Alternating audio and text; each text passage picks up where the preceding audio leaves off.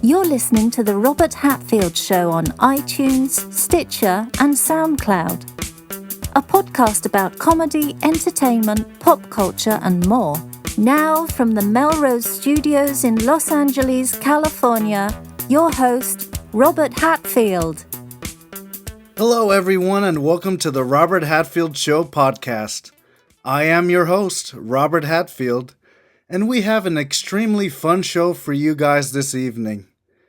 I am currently visiting Florida for a few months, taking some time away from the Los Angeles scene, so I got some time to sit down with my friends Mark and Chad from the band Panther. However, I must warn you ahead of time that I was still half asleep when we did this interview, so I wasn't as on point as I wish I could have been. Anyways, it turned out to be a good and fun interview, so let's get on with it and learn more about Mark and Chad from the band Panther. I'm here with Panther in Lakeland, Florida. Yeah, I'm here with Mark and Chad. Say hello, guys. Hello, people who are listening on the interweb. Yeah, for you guys out there that don't know, this band Panther, they started out as the Wyaiotas.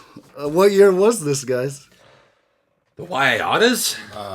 That was a long time ago. It was 1996 or 7. Well, you guys were a band for a while before I was in the band. Yeah, we were called the Numbskulls before the Wyaiotas. Yeah. Oh, really? Yeah. Oh, we actually played one show, and it was an old friend of ours, BJ, who used to be in an old band of mine, Feeble Minds, and we played one show, and every time in between songs, people were like, play such and such Feeble Minds song. We're like, no, we're a different band. But then, yeah, we changed. He left the band, and we changed the name and got Mark in. Yeah, I graduated high school in like May of 97. So after that, I secretly wanted to play, or maybe not so secretly wanted to play music with Chad and Rob for the longest time. And I was like hoping that would happen. And then I think Chad came to me one day and was like, do you want to, I don't know if he said, do you want to be in the band, or I don't know how it happened, but yeah. Basically, like, I think you talked to Jonathan and Rob about having a second guitar player. And I was like, fuck yeah, I want to be in the band. Yeah, so that was that. And then, but that was like, when I got in the band, which I would say is like when we actually started doing things. 97? It was like, yeah, like September, August 97. So we played for a year without really playing out. We practiced like left and right. But yeah. Oh. And then our first show was with Squad 5-0. Remember that band? Oh, I remember that. At the Refuge in St. Pete. Refuge. Oh, wow. Yeah, that's old school. Yeah, and then we did that band till 2000. Broke up like summer 2000. Yeah. And then Chad and I started jamming again, and we started All Ages in like 2001. And then we did that through about 2004. No, 5. And then we went over to Europe, not to tour, but just to go. For a split second, it sounded way cooler than it actually is. Like, we were in Europe, and, we're doing our thing. But then I came back, and I was like, I can't do this anymore. And then I quit the band. And then that was that until a few months ago, we started a new band. Oh, Panther. Oh, and then in between, you guys did All Ages. Yeah. How long was All Ages for? 2, 3, 4, 3 years. 4 years. 2001 to 2005. No, 4 years. 1, 2, 3, 4, 5. Yeah. Gotta do the math. And this is the first time you guys went in. You had a new band without Jonathan. Was Rob in it as well? No, Rob was never in All Ages. It was just it was Chad, me, and then originally we had our friend Kent Kirchen, formerly of the Nico Fitz. He played bass for a while, and then eventually he couldn't do it. And then we had Jeff Brown do it for how long? Like, I don't know, a while. And Bill Brett filled in too. Well, Brett was at the end, yeah. Yeah. And then Jeff couldn't do it anymore, and then our friend Brett Willis did it for the remainder of the band. So we were not around for long, but we had 3 bass players. So, yeah. Yeah, and I've heard the All Ages CD. This is like a really good recording you guys did. Like, what was the process like? Who did you go in with? Thank you. Go ahead, Chad. Thanks. Actually, where was it? It was up in the Poconos. Pennsylvania that we recorded at. What was the studio called? It's called Sound Mine Recording. Sound Mine, that's right. We back when we were in the Wyatas, we had gotten to know the guys from Bigwig up in New Jersey, and we sort of stayed in touch with those guys. And when Chad and I were in All Ages, we actually were on tour. It was our first East Coast tour we did. We were playing somewhere in New Jersey, and Tom from Bigwig just happened to be at the show, just randomly. And we ran into him like, hey, what's up, man? Blah, blah, blah, good to see you. And then we ended up going back to some party and hanging out and talking. And he basically offered to produce this album, the All Ages EP that we did. And we were like, yeah, that'd be awesome. Mm-hmm. So long story short, we booked a time at a studio in the Poconos, like in the middle of nowhere, like on top of a mountain. It was on top of a mountain, and we were locked in the studio, couldn't go anywhere. Yeah, and Tom just came out and produced, which means he just helped us kind of get the best, make the most of the songs and our time in the studio. I think it turned out better with him, with his help, than it would have if it was just us. Yeah, he actually sung some backups on 2 songs. Which is kind of cool. Oh, wow. Yeah. And, that was it. We put it out, and, we were, what did we do? We toured. Yeah, we toured on it and sold a bunch of copies. And at one point, we actually had a CD in AMP magazine, AMP. Was it 35,000 copies? Yeah, it was like 35,000 copies got pressed, and they were like, when you buy AMP magazine, I don't even know if it's still around, but when you buy AMP magazine, there was like a CD that comes in it, and our CD was that, like, for one issue. Our friend Sean Rohr, who is no longer living here in Lakeland, I think he's up in Virginia somewhere. You know Sean, right? Sean Rohr? Oh, yes. Yeah. He kind of hooked us up with that deal, so that was pretty cool of him to do that. And, what did the Punk the Clock tour come out of that? No, I think that was sometime after it, but they got a hold of us and they wanted us on the Punk the Clock compilation. I mean, is that how they found out about us? I think so, yeah. Through that thing? I believe so. It was either him, that, or Jim. Yeah. Yeah. So, and that was that. And I mean, sort of short-lived, but... You guys did like a little short tour with All Ages, didn't you? Yeah. We did like 3. We went, you did? Yeah, we went twice up the East Coast and down, and then once out to California, actually, and we met up with you, Robert. We did. That was crazy. And that's when New Mexican Disaster Squad was out there on tour. Yeah. And they hooked us up with a bunch of shows. Yeah. That was pretty cool of them to do that. Yeah, they're good guys. Fun time. Yeah, it was fun. We did like one East Coast tour with Kent. He was in the band. That's when you guys brought all the girlfriends. Yeah. And that was then a nightmare. We did another East Coast tour with Jeff, and we brought along Travis. Kyle. Oh, was it Kyle? Because Kyle. Yeah, Travis went Kyle out to Travis. No, Travis went out to the West Coast, out to California. Yeah, we brought along Kyle. We actually ended up going to Montreal on that tour. We played to literally no one in Montreal, but it was a badass venue. Oh, wow. Yeah. Tell me about this venue real quick. It was like a legit, like, it was kind of like the State Theater would be or something. You remember that? Yeah, I think they had like an upstairs that looked down on the stage, and it was a nice big place, and we played for the other band. Yeah. Oh. That's how many people were there, just like, I think 4 or 5 other people. Yeah, there was but nobody. It was, actually, I think there was a little bit more than that, but I mean, I thought it was really cool that we actually got to play Canada. Yeah. Montreal. So, you could say All Ages was technically international. That's right. What else happened? Yeah, so we did 2 East Coast tours. One was we went to Canada. And then I got to tell a story real quick. So they can't, if you don't mind. Sure. When we were actually going through the border, we actually had, obviously, a touring van, a 15-passenger van. We had our gear in there. We had a loft built, a couple of punk dudes. And we pulled up, and we had to kind of, they had to check our IDs and stuff. And there was a van next to us, a little minivan, where they, I guess the Border Patrol came up, opened up the van, and said, all right, you guys are good to go. Right next to us was this family. It was like husband, wife, 2 kids, and they were being torn apart. Like people, I mean, the Border Patrol was going through their bags and everything, and I thought that was actually kind of funny how they just opened our doors and said, all right, you guys are good, and then went on. I thought it was kind of funny. But yeah, We're not packing heat. Well, wait a minute. packing heat. I don't know what that means. I just said it. Sometimes words just come out of my mouth. I just noticed your shirt. I like that. That's a good shirt. Oh, thank you. For those of you listening, it's a Space Kitty? It's a space kitty blasting through orbit, and he's wearing sunglasses. Nice. So okay, yeah. So we did an East Coast tour with Kent. We did an East Coast tour with Jeff and Kyle was selling merch, and then we did the West Coast thing where we actually went out and stayed with you and Adam in Los Angeles, California. And yeah, that was fun. We went to San Francisco and. I turned that off. That was Chad. I'm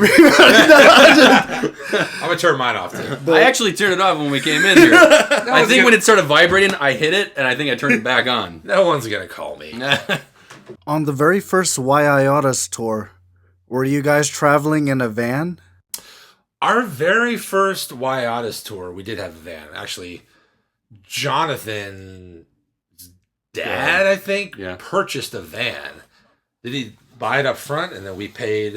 I don't remember how that worked. I mean, yeah, I don't know. We all threw in on insurance. I don't remember exactly how it worked, but we did end up getting a van. Okay, well, let me back up a little bit. Oh, the blue van. The one that gave us carbon monoxide poisoning. Okay, so the very first Wyotis van we ever had was this blue conversion van. I don't even know what year it was, but it was old and it was a piece of crap. We've eventually realized we did like a little mini tour up to like, I think we played some places in northern Florida. We did like Mississippi. We played in a place called Natchez, Mississippi, Cleveland, Mississippi, Natchez.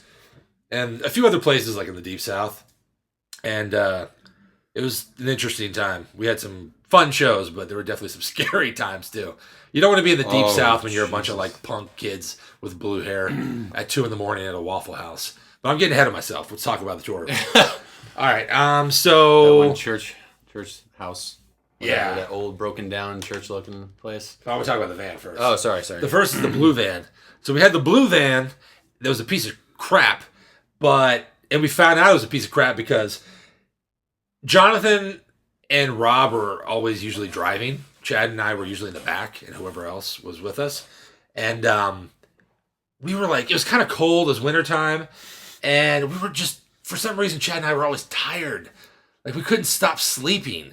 And Ken was with us, too. Yeah, he was. And we started getting, like, really bad sore throats. Yeah, and, like, headaches. And we were like, what the hell? Why am I so tired? We got a video of us, like being very, very silly. Yeah, we're loopy. And we thought just like, hey, whatever. That's just how we feel right now because of the weather.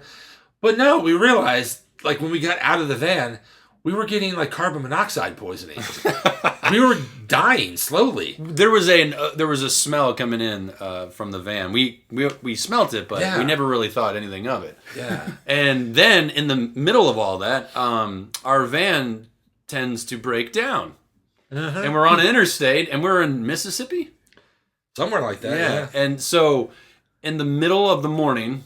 Yeah. Rob and Jonathan walked as far, I don't even know how far, but they walked so far. To their credit, we didn't do that. They did. Yeah, so we sat there with the van, but they walked back to get help at a gas station, talked to some people, basically said bring the van back to the exit where they were, and they had somebody to come look at it. But that guy, remember that guy who basically, what was it, our carburetor? Yeah. That guy like came out of the woodwork and he had like a hole in his face. I don't know if it's picking it up. You have to talk a little louder or closer to this. Penis. Anyway, it was funny. I didn't see that guy. I remember the story, but I was like passed out in the back. I couldn't get up. Yeah. We were dying. But anyway, so that van sucked. But the very first like big tour we did was we pretty much built the tour around the Warped Tour, the 1999 Warped Tour. So we met this girl, Lauren, who was from Dade City, and she just happened to be at one of our shows. I don't remember what year, but this is like probably 98-ish, 97, 98. And she happened to be at one of our shows, and we made friends with this girl, Lauren Bailey. I think she has a different name now. I think she's married. But Lauren just happened to know Kevin Lyman, who's the guy that does Warped Tour, And this is still kind of early on in Warped Tour, like 97. I think Warped Tour started like 95 or 94. So like this is, you know, very in the very early stages of Warped Tour. It was nothing like what it is now. And I don't even know what it is now. yeah, I know, right? It's huge now though. But anyways, Chad and I went to like the 97 Warped Tour just to go. And then we went to the 98 Warped Tour just to go also. But when we were at the 98 Warped Tour in Orlando, I guess Kevin had talked to Lauren and he was like, hey, are your friends here? Because I guess she had given him our demo tape, the very first demo tape we ever did, which sounded like butt, by the way. But he's like, are you friends here? He's like, I want to talk to them. And then Lauren came and got us, and she was like, hey, Kevin Lyne wants to talk to you. We're like, okay. And so we just went backstage and talked to him. He's like, hey, you guys want to play some dates next year? And we were like, yes, we do. Thank you, sir. And that was it. And then so he said, I think he told like us to contact him like later that year. And Rob, who was like our business guy, he did. And we played, 3 dates in Texas and 1 date in California? Yeah, he originally booked us on the Dallas, San Antonio, and Houston dates for summer of 99. And then we ended up playing in Oakland also, but that was like an add-on. So we played 4 dates on the Warped Tour that year. And then like we had those first, and then we're like, well, we're not just going to go to Texas just to play and then come back home. So let's do a tour, you know, around it. And we also had just gotten hooked up with Springman Records, which was a record label run out of Cupertino, California. This guy, Avi Ehrlich, I think I'm pronouncing his last name correctly. He, at the time, he was like 16, 17. Yeah. Yeah. He lived in his parents' house. Nice house. Badass house. And, so like he signed us kind of. I mean, you know, he put out a split that we did with a band from California called Nothing Substantial. And, so like we did that tour. We played on the way out to Texas. We did the Warped Tour dates. Then we drove straight from there. From Texas, we drove up to Oklahoma. Remember we played a show in Enid, Oklahoma? There was a Misfits cover band that we played with. Yeah. And then from Oklahoma, we did a straight drive to Cupertino, which was like 40 hours or something. Something crazy. And then we stayed with Avi for like a week or maybe longer. And then we played shows all over like the Northern California area. We actually played some pretty cool shows. Like at the time, we didn't even realize it. But we actually played with the Nerve Agents and Fury 66. In Campbell, California. That was a pretty cool show. Yeah. We played 2 shows that day. We played that show and then we had to leave away. Yeah. And went to go play like some like skate park thing or whatever. But yeah, I mean, we just had a good time, and you know, it's a long time ago. It's like another world.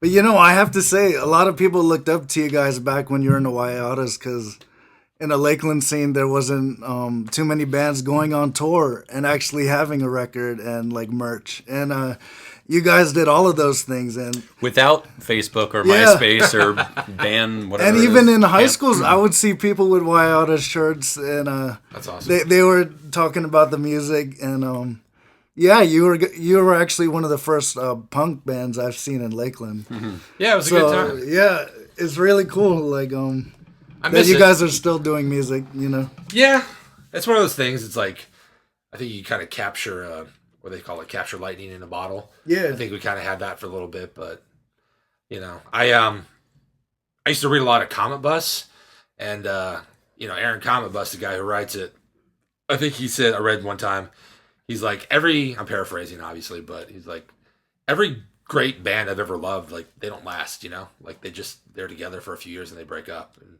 he's like, I almost think that's the way it's supposed to be, you know, like good bands aren't supposed to last. Because if bands stay together, they just start to suck eventually. You know? So, yeah, I don't know. It's trying to think of any other stories. Oh, I didn't finish the van story. So, anyways, long story short, we had the blue van. It fucking sucked. Then, right before we did that, the Warped Tour, we ended up getting like a nice new like Dodge cargo van. Is that what they call it? Yeah. Cargo van, and then we had a trailer on the back. So, yeah, we ended up doing that. It was Jonathan's van, so he ended up obviously kept keeping it. And after the Wyauttas was over, and I think he went on and did a bunch of stuff with like New Found Glory and toured with them and that kind of thing. So I think that van made an appearance in a video. I think I'm gonna say this publicly right now. My Green Day poster was in that van, and I saw it in that New Found Glory video. That's my poster. I want that back. All right. Robert Hatfield Show listeners can get a free ride from Lyft with promo code ROBERT2278. Lyft offers friendly, affordable rides with a touch of a button. Use promo code ROBERT2278 for a free ride up to $25. But, yeah. So now we got Time Panther. And, We have Time Panther. This is just, I think we all agreed that when we started this band, it's for fun, you know? Mm-hmm. Like, we don't want to tour. At least I don't. Unless, of course, some badass opportunity came along. But I don't anticipate that happening. But, yeah, it's just for fun. We're just writing songs, and hopefully we can do, like, an EP or something in the next 6 months or so.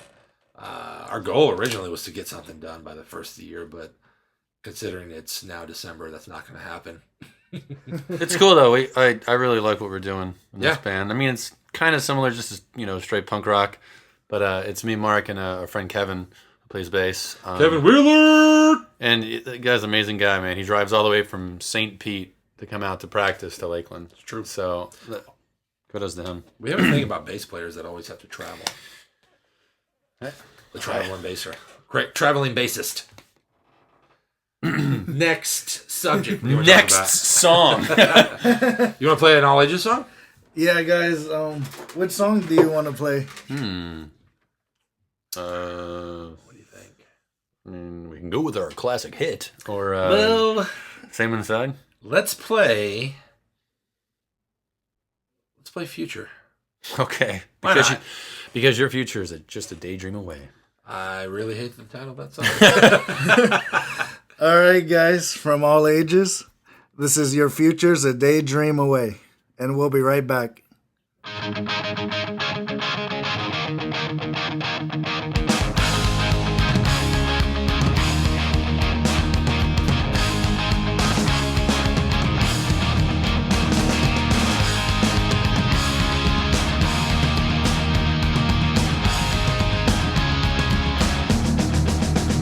Your future's a daydream away.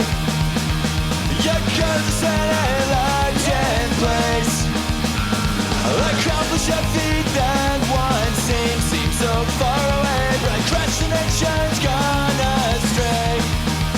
We've been told right from the start, reality takes precedence with philosophies like that would be our astronauts and presidents. No one will let you everything, so stand up and fight for what you believe. Life takes its fun from time to time. Now it's time that you decide what you want and what feels right. We've been told right from the start, reality takes precedence with philosophies like that would be our scientists and presidents.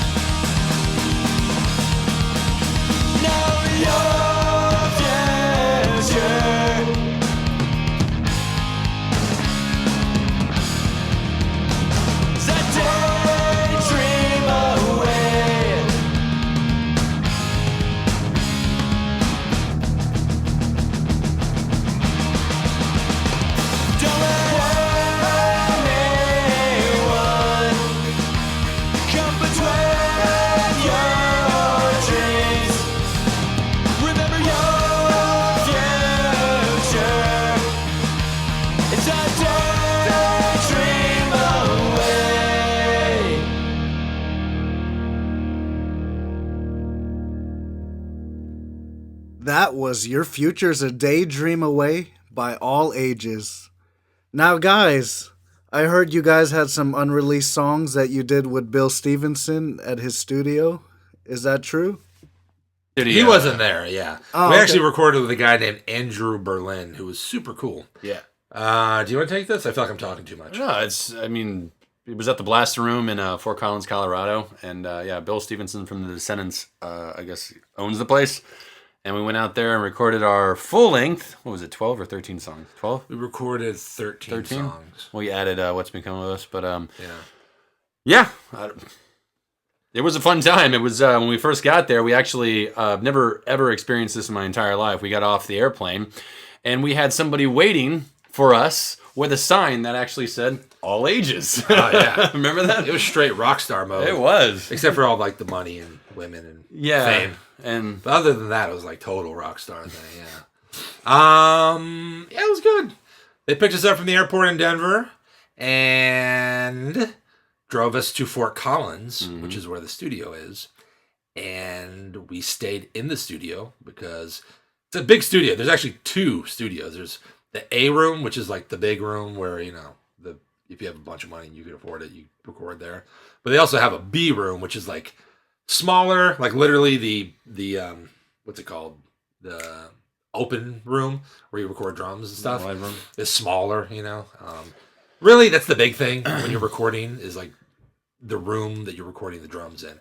Because bass, guitar, vocals are all recorded, bass and guitar and like synths and whatever else are recorded directly into the computer anyway for the most part.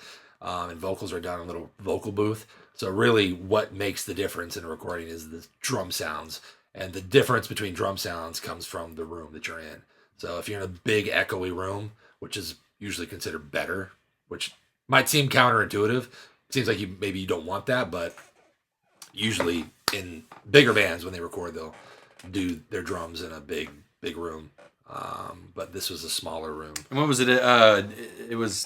Was it Propaganda that was there before us or after us? At the time, this is 2004. Propaganda had just recorded Potemkin City Limits, I think. I think I'm pronouncing that correctly. But it wasn't there. They didn't record it there. They recorded it themselves, and I think this is the story they were telling us. Like, it didn't come out as good as they wanted to, so they sent it to the blasting room and had Jason Livermore mix it, basically, and make it sound better.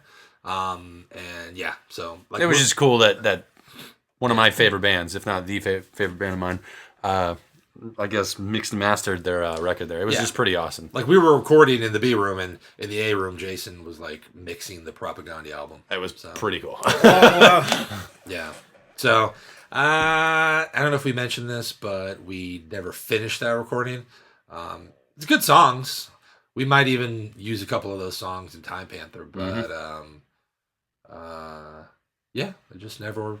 We didn't have enough time to finish the vocals. Didn't have enough time. We didn't have a whole money. Yeah, didn't have a lot of money. Didn't have lyrics. So, and that was sort of the end, close to the end of the band, anyway. Oh, when you guys did the All Ages CD, how long were you recording? A week? Was it? I think we were out there for 16 days. Oh, 2 weeks. 15 or 16 days. Yeah. Oh wow. Yeah. We had like 3 days left, and we're like, I guess we just won't. We're a bunch of prima donnas, though, so we probably could have done it quicker, but we like to get things. Well, done. it was just you and I doing the recording. True. So But anyway, I've always heard about bands who'll go in and like they'll do a whole album in like a few days, like everything. They'll do like, all right, never mind. They record like, no, I'm not saying like that's not the norm, I don't think, but Yeah. if you're a punk band, like, hey, whatever, man, let's go in there, like we'll do like 12 songs in a day. Let's break things. Yeah, break it. All right, sleeping gutters. So it was fun, but I was a boy at that age. Damn it. You were gonna say that's good, yeah. I was a man at that age. Does he say man? I think he says man, yeah. We're referring to Interview with a Vampire. Oh, okay. So what would you do if we told you that we were vampires right now? I would not like that. Yeah, man. If Anne Rice wrote that book now, it would be Podcast with a Vampire. Podcast with a Vampire. Yeah, it would not be as effective as Interview with a Vampire. I mean, I guess it's the same thing, right? Interview, podcast. It's cool. This is good. I would listen to this right now. I mean, we can start talking about dick and balls if you want. Yeah, what do you know about dick and balls? Listen, I want to be very clear about something right now. I am 100% sober, and I do not do any drugs or anything. This is all done sober. Okay. Well, I'm on caffeine right now. That's about it. Well, I mean, I'm on, like, amphetamines, but that doesn't really... Yeah. Looks like I picked the wrong week to quit amphetamine. Looks like I picked the wrong week to quit doing Sniffing glue. horse tranquilizers. Guys, we're going to play a song. It's called What's Become of Us. You have the coolest Superman spit curl right now. Yeah, that looks good. That's good. Thank you, guys. And You're welcome. we'll be right back after this short break.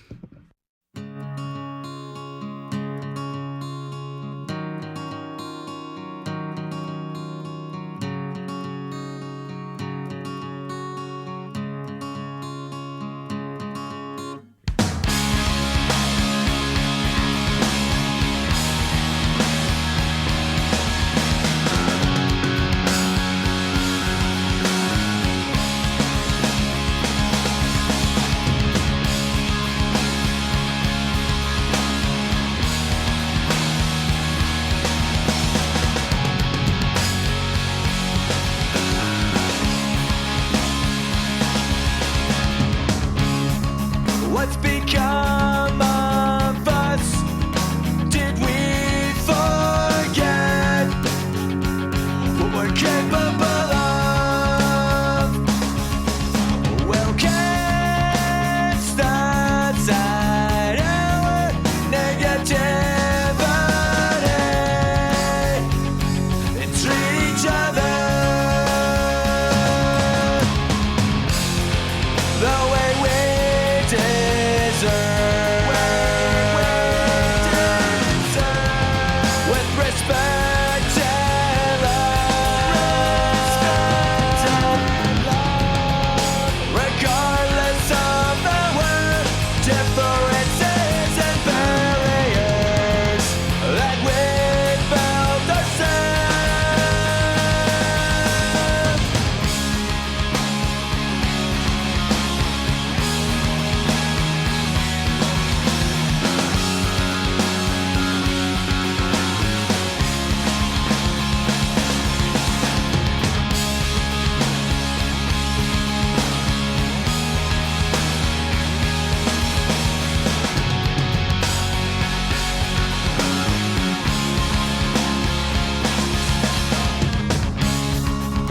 I know it's tough, but don't give up.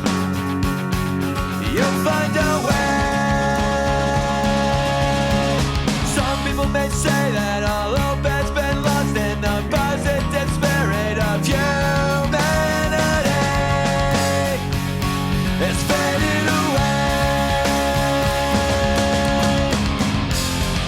I feel there's still a way. There's still a way to make a difference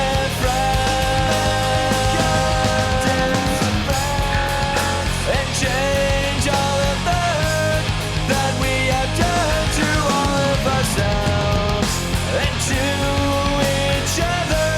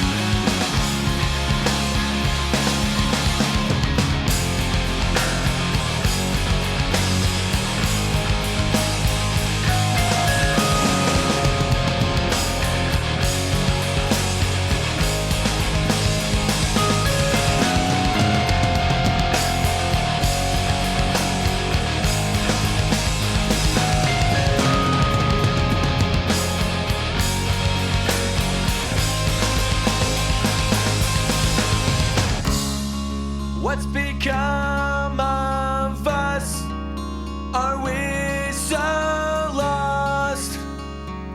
Just open your heart. Hey guys, we're back. That was the track "What's Become of Us" by All Ages.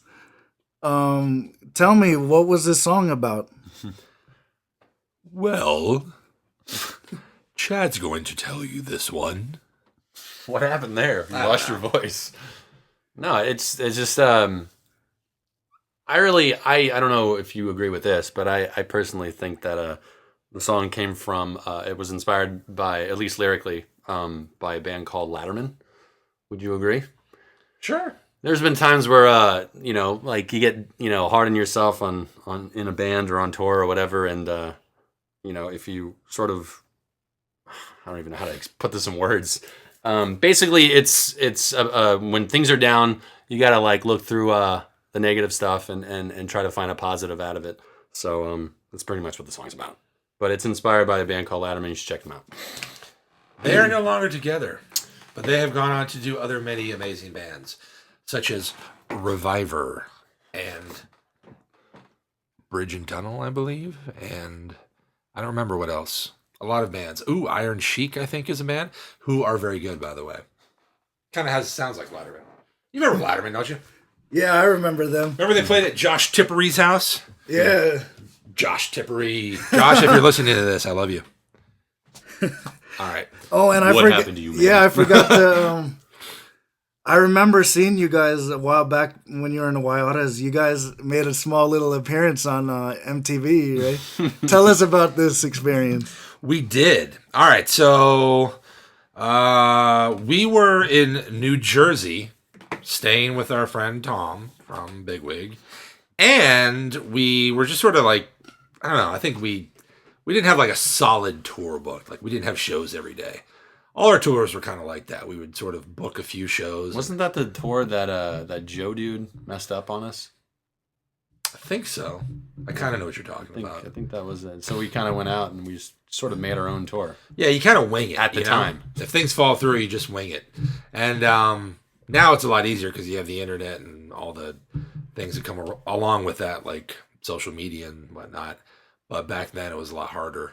But anyways, we, we're in northern New Jersey and not far from New York City. So we were like, hey, let's go down to MTV Studios. And at the time they were doing, this is, for anyone listening, if you're under 30, you probably have no idea what we're talking about. But there used to be a show on MTV called, what was it called? Well, we initially wanted to go there for a TRL. Yeah, TRL. That's what I was trying to think of. And how they pan over the crowd. Yeah. Carson Daly, that guy. He used to host TRL. Anyways, they also did a show called Say What Karaoke. So we had this idea, let's just have some fun. We'll go down there, put our Wyoda shirts on, and maybe, the camera will pan over us and we'll get ourselves on TV or something. Yeah. Turns out... Shameless promotion. Yeah, shameless self-promotion. Actually, there's no shame involved. But we were there, and there was like a female co-host, I can't remember her name, of Say What Karaoke, or she may have been the host. No, she's a co-host. But she was on the streets in Times Square, and they were doing they had not mobile, mobile version of they had like a guy with a camera out there, and she was out there. So they would stop people in the street and have you do like a sort of a mini version of what they would do on Say What Karaoke. So we did it, and the whole band ended up getting on there. I think it was like me, and then was it Harley? Oh, can we just was this say guy that Harley? Other guy? It was this guy Harley that we were on tour with. We ended up doing like Beastie Boys, not Sabotage. It was what's the one where they're in the woods and it's all trippy? I can't remember the name of the song. I don't know. But we did that one. And then you, Jonathan, and Rob did Livin' La Vida Loca, I think. She took my heart and she took my money. And that was that. So it was our 5 minutes of fame. Literally 5 minutes. Yeah. No, it's more like 10 seconds. Wait a minute. It's 15 minutes of fame, right? We didn't have... Yeah, that wasn't... It's supposed to be 15 minutes, but I just said it was 5. It was more like 5 seconds of fame. Yeah, it was like 5 seconds of fame. Whatever. It blew my mind because I remember seeing you guys play out back then, and I was like, holy shit. They're on TV. I was like, what are they doing there? But back then, I didn't know you guys, you know. Well, if there's one thing I like to do, it's blow minds. Oh. All right. Okay, so we're closing out. On that note, Where can we... Let's blow this joint. let's blow this joint in minds. Time Panther, where can we find it? On Facebook or something? All right, so Chad and I are in a new band with a man by the name of Kevin. He's a rock god. He is a rock god, and he's also a bass god. But he's not the bass god. Never mind. All right. You never heard of the bass god? No. It's a little B. Little B. We'll talk about this Why, another why time. are you like Christopher Walken? Little B. Little B. Look, man, I'm just saying. I don't know this about is- you. This is the worst Christopher Walken impression ever. It's really bad. What's, Maybe what, you. What were we doing? Oh, yeah. We're in a band called Time Panther. We just started it. We're a bunch of middle-aged guys. As you correct. What do you? What, become assholes? or Become something? assholes. We're a bunch of middle-aged guys in a band. You know what? We're not middle-aged. We're still in our 30s. We are not middle-aged. Yeah, it's the 30s of the new. Yeah. 30s. Yeah, you know. If your voice is high enough, people believe you. Yeah, you know. All right, so we're in a band called Time Panther, and you can go to our website located at facebook.com/timepanther. One more time, facebook.com/timepanther. My name is Mark, and you have a wonderful evening. Bye. Thank you guys for coming, and Thank you, Robert. we'll for have having you. us. We'll have you back again sometime. I hope so. I had a Yes. good time. Yeah. This is fun. All right. I'll see you guys later. All right, bye. Like. Thanks for listening to the Robert Hatfield Show podcast. Please follow us on Instagram, YouTube, and other social media outlets.